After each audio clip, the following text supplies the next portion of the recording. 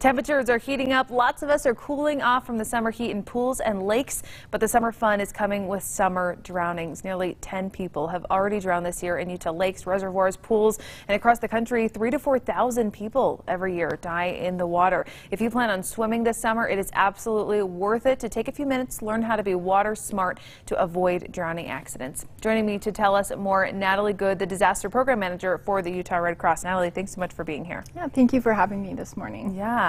So being around the water, I feel like a lot of us get complacent. You know, I've been around the water, I've been boating for forever, but these accidents really can happen to anyone. Yeah, they definitely can, and especially with children, drowning is the leading cause of death. But that's something that we can change together. So we definitely want to make sure that every member of your family is what we call, as you mentioned, water smart. And that really just starts by making sure that you know how to make safe decisions, how to stay safe, and making smart decisions, as well as making sure that everyone knows how to swim. That's a big one right there, making sure everyone knows how to swim. Can we start with some tips just for kids, no matter what kind of water you're around? What do you want to make sure parents and caregivers and, you know, random other people on the boat know when it comes to kids in water?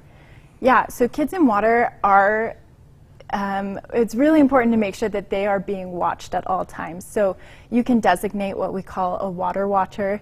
So there's one individual watching the kids. Even if there's a lifeguard on duty, you want to make sure that you're watching them no matter what. If there's any inflatable pools or portable pools or slides or anything like that, make sure you're aware of where those are so that you can make sure that they don't go to any water unattended. And lastly is just really making sure that the kids know to ask before they go near any water. That's really important because then you can know where they are and what they're doing. It sounds like having those conversations even before you get to the pool is maybe one of the most important parts of this. You know, making sure your kids understand, we're going to the pool now, you have to let me know if you're going to be near the water. Yeah, a lot of it's about prevention. And so that's why it's really important to know before you go.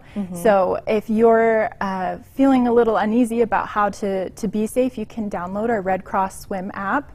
That has a lot of safety tips on it. And for parents, there's a swim safety course that's online for free you can take as well to learn more about how to be safe and how to make sure that your kids are safe. Let's move on to some tips specific to pools. Is there anything specific to pools, no matter how old you are, that you want people to remember? Yeah, make sure you're swimming in the area where you feel comfortable. So if you're not very good at swimming, make sure that you're in the shallow end or you have someone with you. Just in general, all the time, make sure that there's someone with you, you're not swimming alone.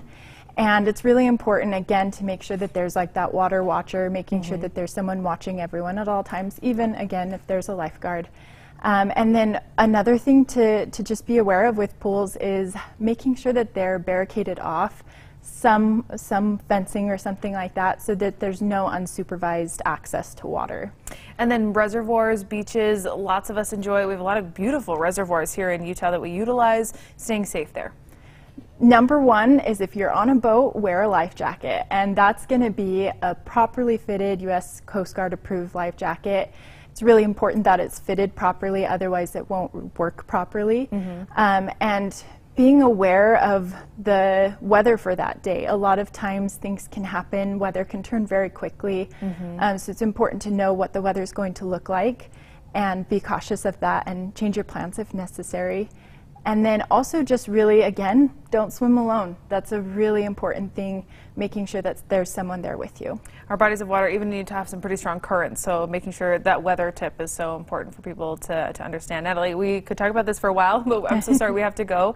We've been speaking with Natalie Good with the Red Cross. Again, you can download the Red Cross app for water safety. We've got links to a lot of great information on our website too, abc4.com/GMU. Thanks so much, Natalie. Thank you.